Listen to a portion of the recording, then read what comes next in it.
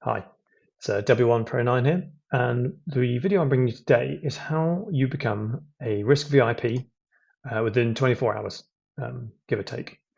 So first thing I'm going to show you how you actually get the badge, why I wanted to get the badge, and then sort of the gameplay that you probably need to look at targeting to getting to that mark. So firstly, I wanted to show you what the requirements are to get the VIP badge within the game. So as you can see here, VIP can be applied for if you get to the top 100 players on the global leaderboard on Risk. Please note they must be outside the first 2 weeks of each season, just due to the variation of the ranks within those weeks and how much people are playing. Again, you log that through a support ticket. It took multiple chases to try and get them to do it, but yeah, after a while through the season 3 last year, I managed to badge them enough to get it sorted. So thinking sort of going into that, then top 100 players on the leaderboard.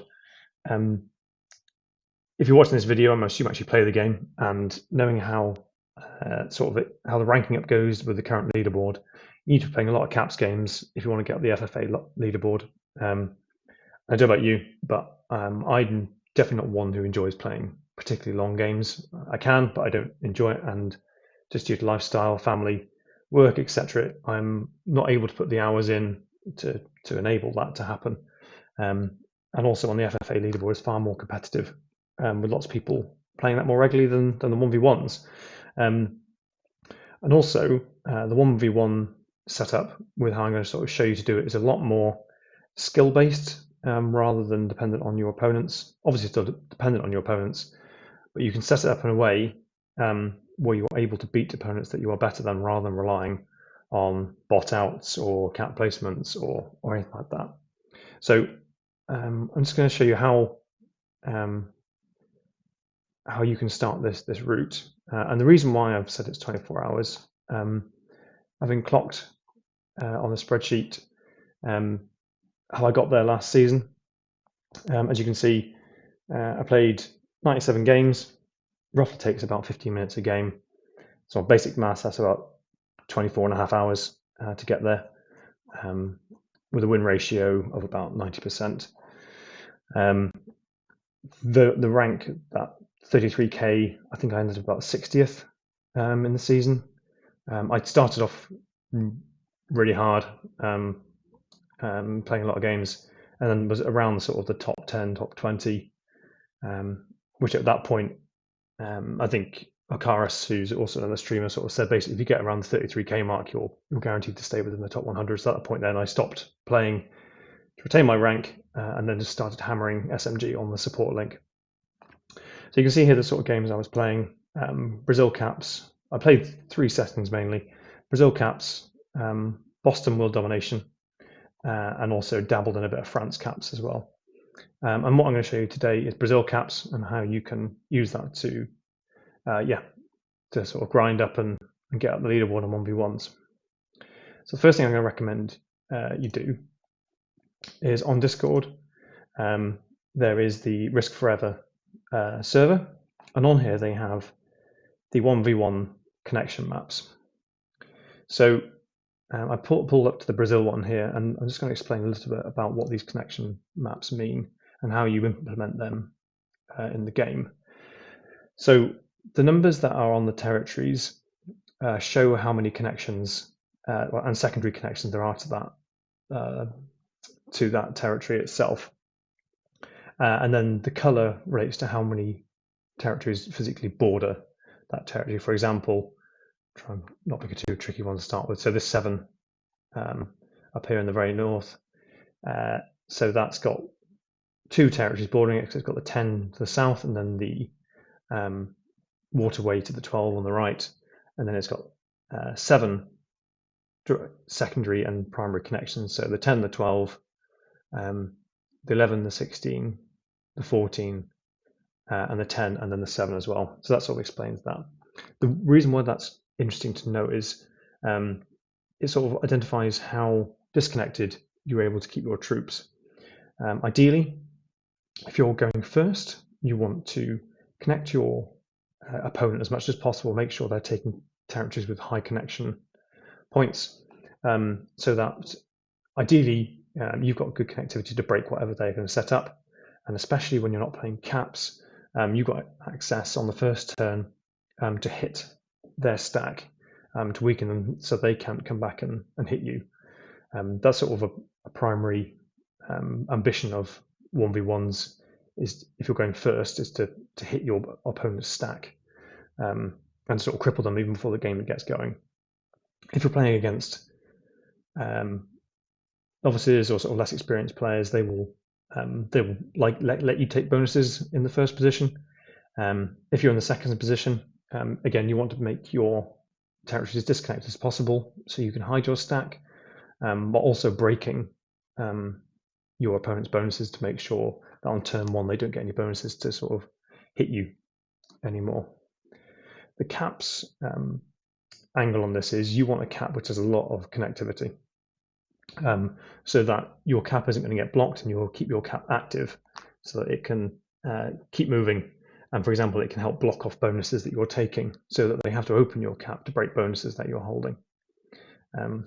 So what we'll do is we'll get into a game, and I'll leave this map up in the corner so we can sort of talk through it as we go through. And hopefully by this, if you're looking to get your VIP verified sticker, then there's something that you can sort of target. So we'll now break from here, and we'll now jump into the game. Right, so we're now setting up the settings. So we're going to be doing the Brazil caps one. So we've got the capital conquest selection.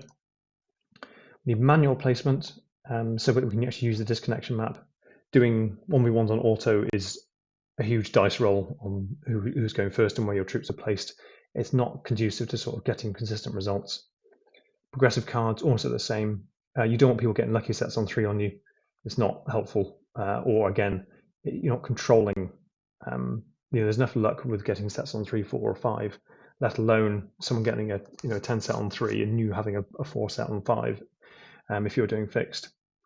And I just tend to set it at hard at 90 seconds rather than expert in 60, because it tends to, I don't know, I tend to find you get people getting put off by 60-second turn timers sometimes. There is an element of noob farming to this, as there is to anything where you're looking to rank up, and it's basically trying to make it as inviting as possible for people to join your lobbies. So yep, that's the settings, and we'll see how long it takes to get someone to jump in. Right, we've got an opponent. Let's get into it. One thing I forgot to mention earlier is about the fog. The fog is a very important element that needs to be on. If you're going second, you don't want your opponent seeing where you're placing your troops, so it enables you to hide that. And also, if you're not placing in fog, you need to place your troops one troop at a time, which, apart from being insanely tedious, shows your opponent. Gives your opponent a steer on what's going on. Right, okay, so we're in the first position.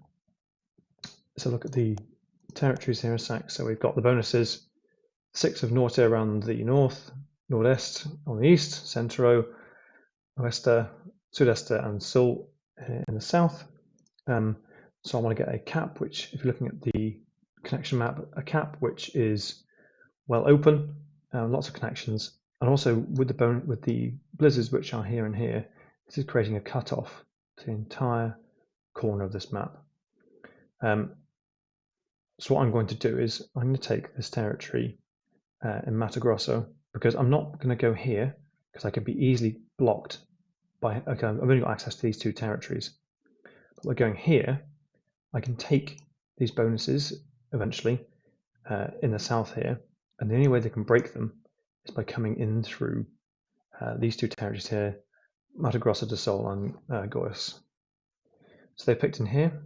I could theoretically, what I'm going to do is I make a forcing pick now, because I don't really mind if they take that, because they're going second and I have the opportunity to break, whereas I would quite like to have this bonus.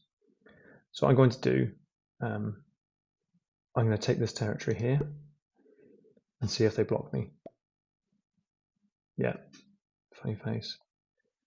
I really can't be asked to listen to people, so I'm going to turn you off. Right, okay, I don't think they quite understand what they're doing. I'm going to take this one in here now. I would quite like to leave my cap open to come in to here, so I'm going to leave this open. But I will start taking territories. I want to leave a run for my cap to get into these territories. So ideally I'll take, let's make sure they're not getting any bonuses, not that it really matters. I'm going to take this territory here. And if they let me take this one here, I will take it. So I've now got a bonus going into turn 1. That is a fatal mistake by them. So what I'm now going to do is now I'm going to take the disconnected territories. So although the disconnection map is showing that this territory up here, Lucha Nordestino, has got an 8, because of the blizzards, it's actually got far less. It's only got 2 connecting territories, Piaul and Barina, and 1, 2, 3, 4, 5 primary and secondary. So that's a really good pick that my opponent should have taken going second to sort of block me getting that bonus. And now I was going to pick some territories again which have got low connectivity and boundaries. This one here. So now, as you can see, wherever they pick now, okay, they picked down there. Wherever they pick now, from my Mato Grosso cap, I can hit wherever they are and break whatever they're going to trying to do to me. I mean, this isn't going to be a particularly highly skilled opponent, so theoretically, I'm expecting them to pick somewhere, less than profitable for themselves. We shall see.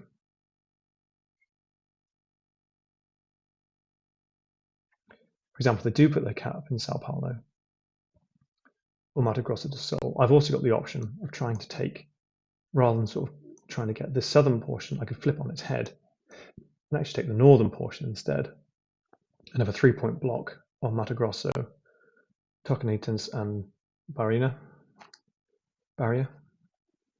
Because if their cap is in Mato Grosso, Sul, or Sao Paulo, they can't hit off their cap then. Right, so, right, okay.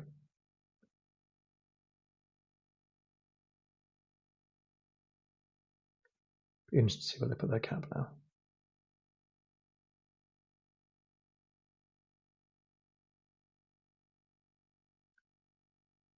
I don't see where they put their cap, which means it's likely, well, it has to be in Arial or Amapa.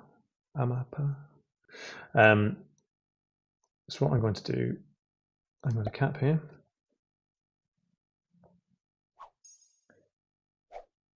So they're going to get 7, I think it is, on the next turn.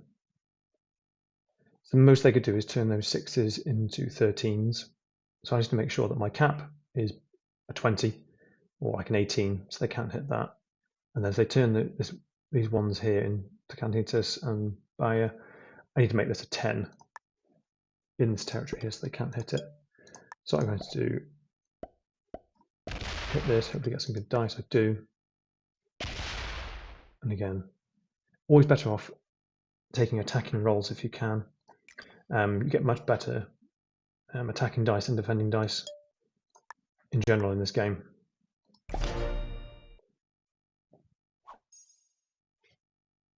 They got an 8. Okay, so to try and break my bonuses now. Yeah, okay, I think this player doesn't quite understand what they're doing. But even if I was playing against a skilled opponent and they set up with a cap on this north side of the board, this setup here allows me to dominate the southern part of the board. And my 2-point hold, I'm getting plus 10 troops.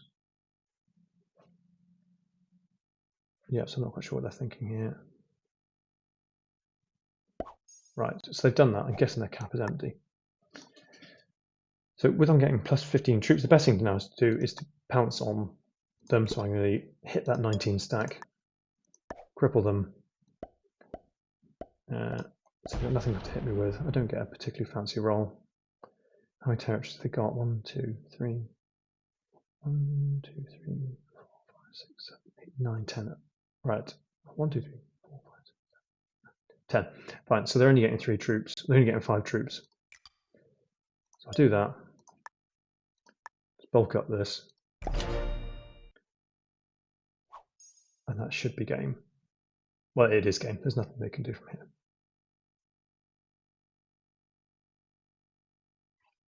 Have they quit already? No, okay. They're going to play it out. I'm pretty sure their cap is a 0. I'm pretty sure they haven't got anything on their cap.